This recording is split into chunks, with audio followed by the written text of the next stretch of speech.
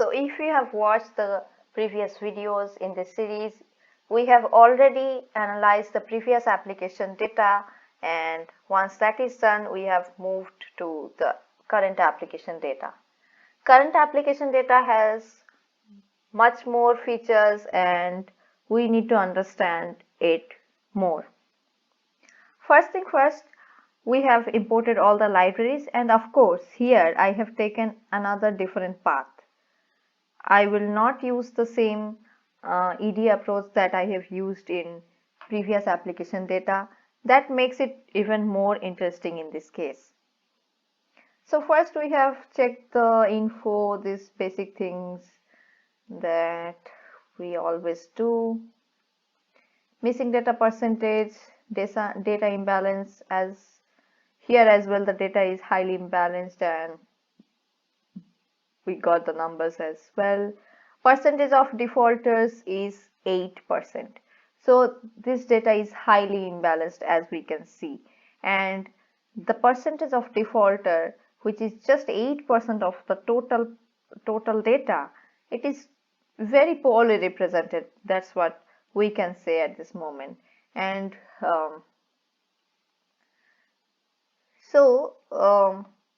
since in this data set there are huge number of features, and as I said earlier that we'll be using very basic strategies, very basic tools to do the EDA, and we are not allowed to use any like advanced techniques. That is the reason we'll just go and dig deeper to understand these variables. Since there are 122 variables, by taking a close look of it, I just divided them in separate segments, and I'll do a segment wise analysis of this data. Since there are 122 features, I'll take small segments which makes sense to me, and with respect to that I will make a small data set, and on top of that I'll do all the analysis. So the first segment that I took is the flag document 1, 2, 3, something like that is present here. If I can show the info, do I have it or not?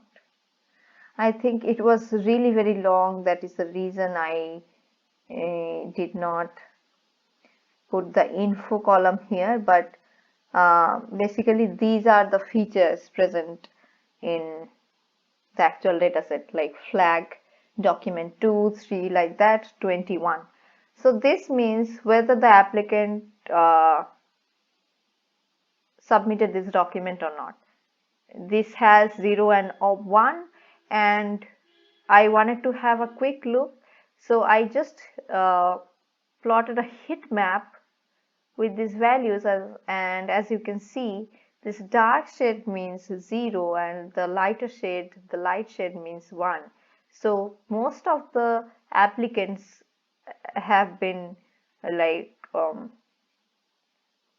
giving this document, whatever this document is, most of them are able to submit this document, but for all the other documents, as we can see, this might be one of the like very basic document which probably everybody has, something like that, and all the other things that you can see, this one, as you can see here, this one, document 10, nobody, absolutely nobody submitted this document, or this one.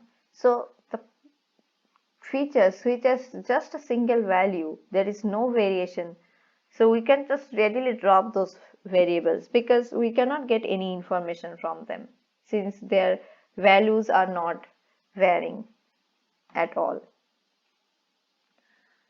So what are the inference from the heat map? The heat map suggests that all the documents except document 3 were not provided by applicants in majority of the cases, and hence we assume that all the documents except 3 will not contribute anything towards analyzing, so we'll drop all of them. Next thing, we are checking for document 3. So as we could see that most of the applicants were able to submit this document 3. So can we see further whether there is actually any trend in non-defaulter and defaulter, whether they from the information whether the applicant is submitting this document or not can tell anything about this person's payment difficulty. So we have compared the cases where the document was submitted, default and non-default, and where the document was not submitted, default and non-default, and we can see that flag document 3 is showing similar trend in both non-defaulter and defaulter, so this column can be dropped, of course, because we cannot get any further information out of it. Next, we have housing information of the applicant. Now, I really don't know how these guys are able to get so much elaborated housing information. Is this the house they're giving loan for, or is this, I really don't know. I really don't understand how they got the data, but by looking at the features, I could understand that this part, this apartment's average, basement area, this floor max, floor mode, this emergency mode, all these things might be related to the applicant's housing. So I have taken all these features together, made a data frame just for the housing features and tried to visualize. First, I got the values of missing data. As you can see, the missing data percentage is very high for all the features. Like, even though they got the features details for a lot of customers, but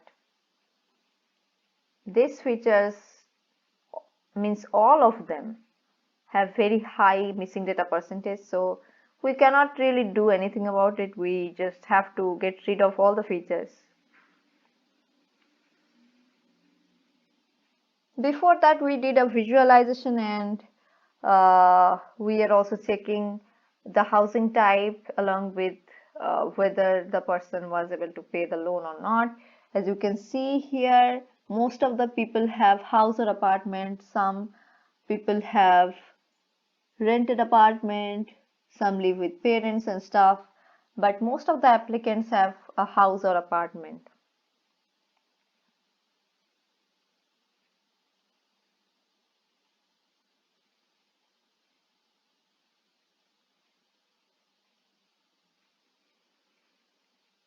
What do we have next? Next we have social circle list. I got just from the postfix here. I really don't know what this social circle is, but I cannot make sense out of these names of these variables, but I just took them together and tried to understand them from the statistical summary and from the correlation. And as you can see, these two are highly correlated, so we can just get rid of one of them from the pair. This def 30 and this def 60, these are highly correlated, and these two are again identical columns that we found out from the heat map of the correlation. Next thing is the region related data. Again, we have some features starting with reg or region, so I took all of them together to try to understand what is the thing going on here. So here as well, this is not correlation, this is just, I think, 0, 1 values or something like that. So I just took all of them together and put in a heat map, and now we can see that for most of the variables they're black, like they're having just a single value, probably very highly imbalanced data. And we can also see that the columns are sometimes identical, which can also mean that these are highly correlated or probably identical features. So depending on our findings, we can just drop them. We have also plotted the count plot here for all the labels, and from the observation we can see observations are from the plots, like defaulter rate is higher in region not work, registration region not work region equal to 0, that is permanent address and working address is same. This meaning I got from the uh, explaining dataset, where they mentioned about the meanings of all the features, but apart from that the names do not make any sense to me. And also we can see that highest applicants are coming from region rating 2, whatever rating these people are giving to the regions, but definitely all, like most of the applicants are coming from this region. And this might be a case that probably these people, there is an industry or something like that, or there is something going on in this region why these people are coming from here.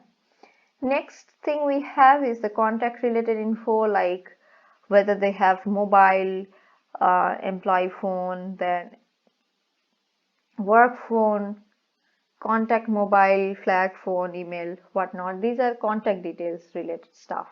And here as well we can see that most of the data is missing or having the same value, and having 0 or 1, there is no similarity in target.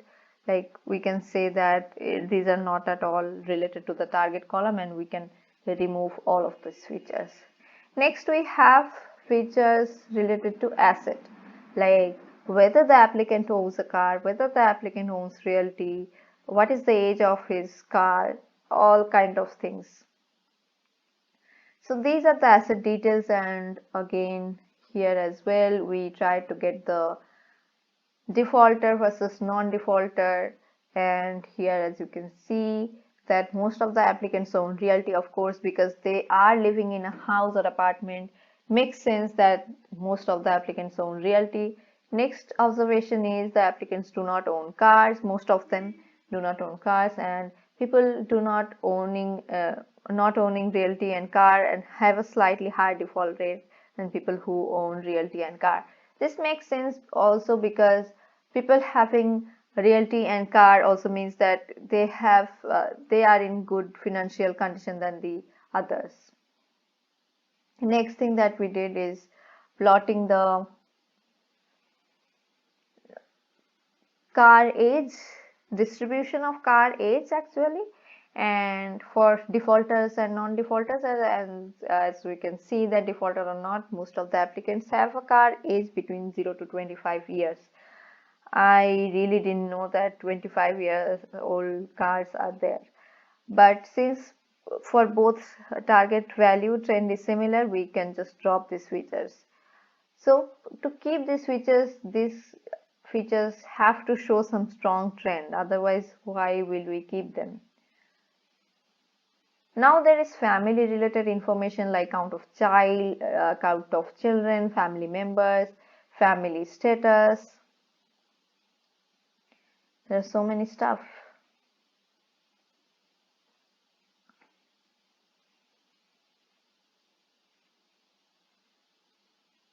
Now here I did the visualization. As you can see, most of the applicants have 0 kids.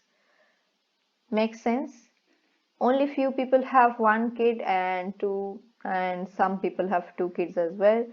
But as you can see, there is 19 children as well. I'm not sure what is going on here, but there are some applicants, it seems, that having 19 kids, but most of the applicants have no kids at all.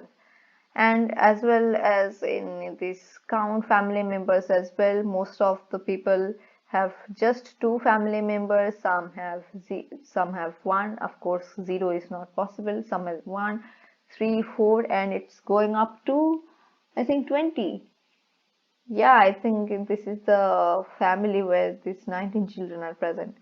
So the next thing we have is the family status of the applicants. Here as we can see that there are single or not married, married, then there is civil marriage, I'm not sure what is the difference, widow, separated. So here we can see that most of the applicants are married. married people are coming for all the loans here. Then we got also the percentage of defaulter. We'll come back to that. This is again boring stuff. I think there must be a summary that I can just read out. Yeah. So we have checked out the visualization, and I'll just read out the numbers. And default rate is highest for civil marriage and single applicants. Of course, the single applicants are most likely the students or staff, and they are not quite financially stable right now, and probably because of that they are defaulting. Might be a reason, I'm thinking. Most of the applicants are married and or no children and or two family members. That's what we saw from the graph, from the marital status and number of children and number of family members. Then we got applicants with relatively more number of children and family members have higher default percentage, also because they have so much expenditure. This makes sense, this makes total sense. Next thing we have, for some of the cases where count children or family members is high, default rate is very high or very low. These cases cannot be taken as conclusion, as number of applicants are having a large family is very low. So even though we can make sense that people having a lot of family members will be having a lot of expenditure and probably can have payment difficulty or probably can have higher default percentage, but at the same time this kind of people have very poor representation in this data set.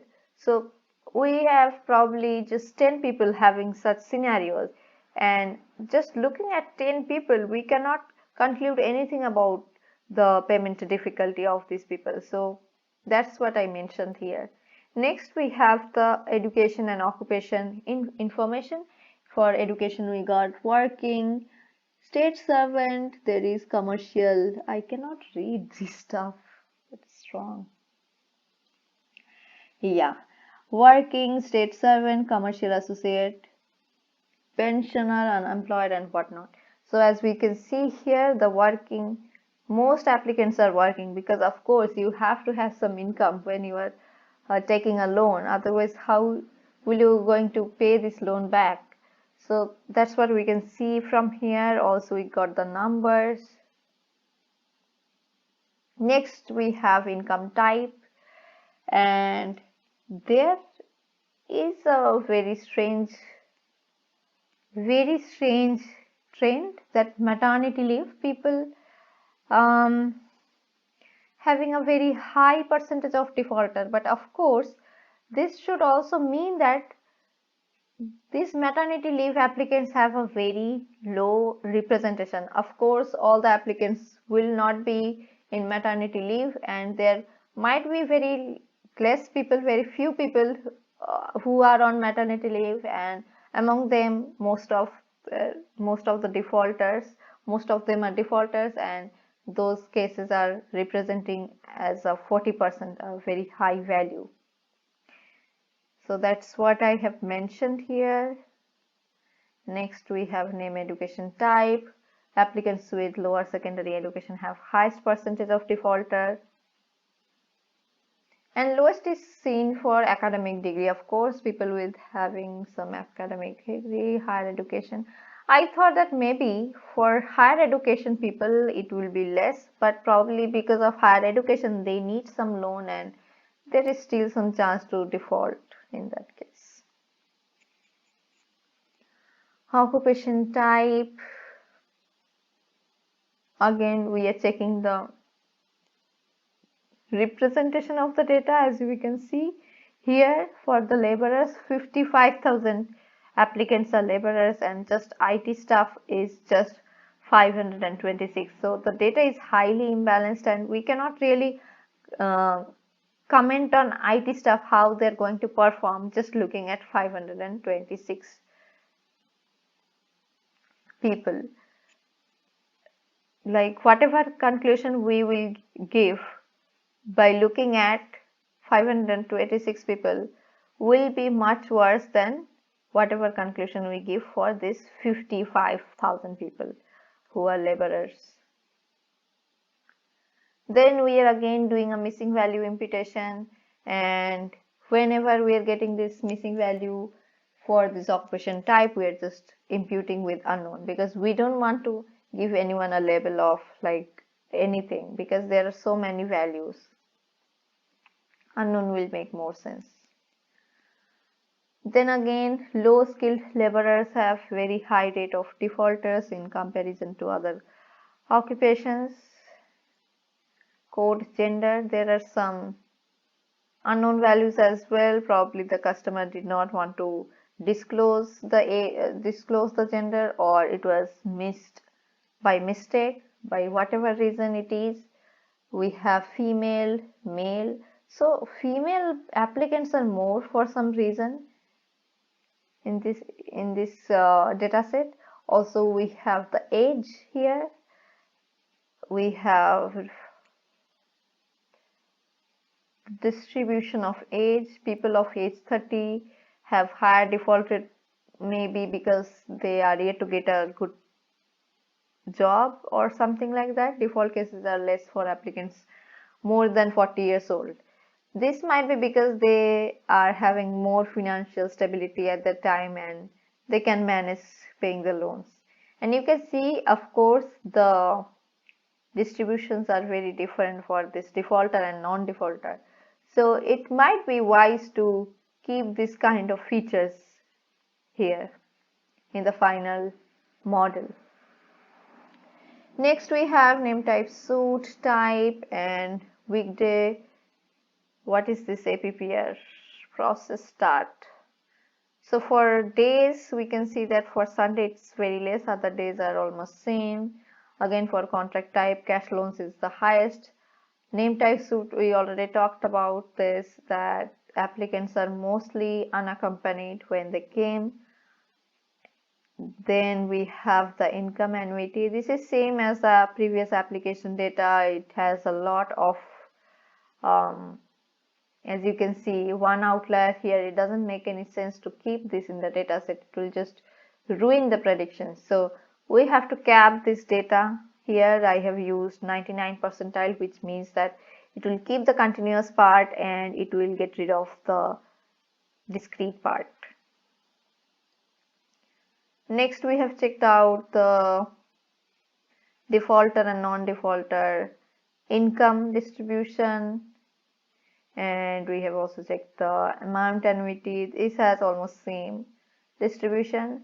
Next, this is a nice thing, amount good price and amount credit. This is having a very linear relationship. This also means that these two features are highly correlated and it is best that we can get rid of one of them. Next we have external source 1, 2, 3. This doesn't have any meaning given in the data set as well, but as you can see, these guys are having very, except this external source 2, whatever it is, this external source 1 and 3 are having very different kind of distribution for default and non-default case. So it might be useful to understand the business, what is the significance of them or what is the real meaning of them, and probably in that case it will be good for the bank to decide on them, like how they want to tweak these things and stuff like that. Next, our visualizations are over. Next, we just looked at the correlations, like which are the highly correlated features. This might be a good thing to know because we should get rid of one of them from each pair. So we just did that. And next, top 5 most important columns. Here we have done for the family, code gender, days birth, important columns. So family info, important driving features coming from there. Count family members and count children. Most of the applicants are married. with no children, 2 family members, applicants relatively more number of children, have higher default percentage. This is what we found out in the visualization. Then education and occupation info, important driving features from this particular set of features are name, income type and occupation type. Most of the applicants are working and applicants are on maternity leave and unemployed have very high percentage of defaulter. For unemployed people, it is more likely that they can default. And for maternity people leave uh, applicants as well, this is the case. Businessmen have lowest percentage of defaulter, however the applicants of income type unemployed, student, businessman, maternity leave are very few in the dataset to contribute in the analysis. That's what I am saying, that these features are very uh, poorly represented, so we cannot really tell anything about them. Next is code gender. This is also one of the most important driving factor. Female applicants are quite high here. Default percentage is higher for male applicants, and there are a lot of unknown gender applicants as well. But it's not telling me any trend in particular. Then there is days birth. We saw that people of age 25 to 35 have higher default rate and default cases are less for applicants more than 40-year old. And again there is external source 1 and 3 which are having very different trend, and this might be important to understand the default trend. So summarizing all the things that we have seen so far in the current application, and I'll be just reading these things out and probably explain wherever I feel like. So the first thing is the data was highly imbalanced. It's there is very less people who were refused the loan I told before, and so defaulter and non-defaulter ratio is really bad here. Next thing, we checked the documents for document related features, and we saw that only flag document 3 had some variations. All the features, all other documents were not even submitted by the applicants, and even in flag document 3 we saw that there is similar trend in defaulter and non-defaulter, so we can get rid of that as well. For the housing features, we saw that there for all the features 47 to 70% data is missing. So for such high value of missing data, we cannot really impute any value there, so we had to get rid of those features. And we also saw the housing type, where we saw that most of the applicants are living in house or apartment, and applicants living with their parents or rented apartment have higher rate of default. This here we can connect the dots in the sense that there might be some students. Now students probably the people, the working people are more likely to repay the loan. On the other hand, the unemployed and students are less likely to repay the loan, or we can say more likely to default. And the students and unemployed people can be living with their parents or in rented apartments. So yeah, this can be a case where these features are representing the same set of people and they have high rate of default. Next we have social circle info. It was not really very much interpretable, but we just saw similar trend for both defaulter and non-defaulters, so we dropped them. Regional info, again not very clear, but we got the information that permanent address, working address is same for them. Default rate is high. Now how can that make sense? You have to tell me. Then there is contact info. There is no impact on the target. Whatever the person can give mobile number in the application or not, it doesn't matter whether he or she will be able to pay the loan or not. Next is asset info, that most of the applicants own realty, like some house or apartment probably, or some realty. And then there is most of the applicants do not own cars, and people not owning realty and car have a slightly higher default rate than the people who own realty and car. So that was it. That is how I um, did the exploratory data analysis with the very basic tools that I learned a couple of months back. And this is the final result. Hope it was helpful for you, and we'll meet again very, very soon. Bye, guys.